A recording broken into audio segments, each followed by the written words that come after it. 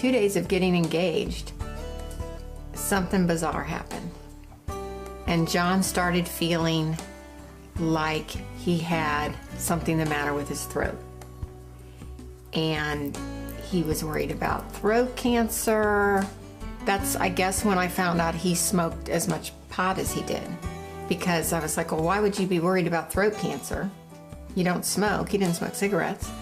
And he said, you know, I've been smoking pot a long time. So not only did I find out that he smoked a lot of pot, we had been going to therapy, and it came out that he really actually had a substance abuse issue. He was addicted.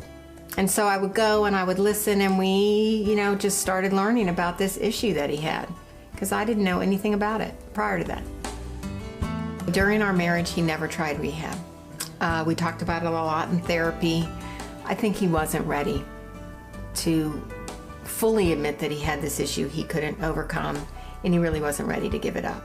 And within about 2 months after separating, John went into rehab.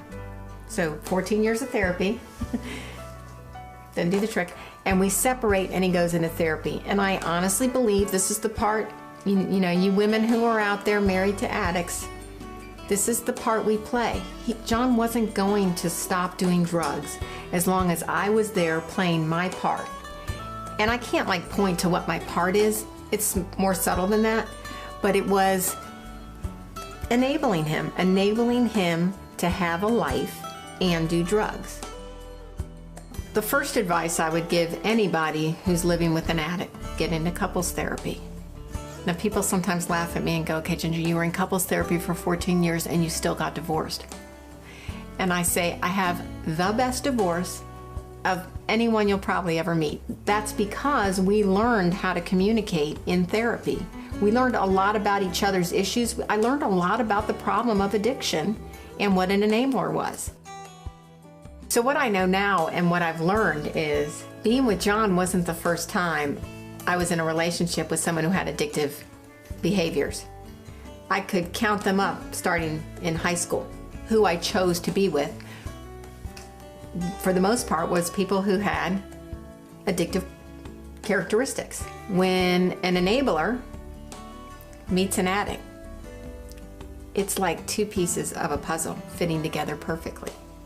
That doesn't mean it's healthy, but it does feel right, because I had somehow learned my whole life that I could take care of people. He needed me. I needed to be needed. I was good at taking care of people. It feels like magic. It gets old really fast. I think it's been 5 years he's sober now, clean. And I know he feels great about it. And what a difference in who he is. He's an involved father. He's a great co-parent. He's a really good friend of mine. Because he's healthy now, I'm a lot healthier. We don't have that issue between us. And I don't think that was going to happen while I was in the picture, while we were married. I can't exactly tell you why, but anyone out there who's living with an addict knows exactly what I'm talking about.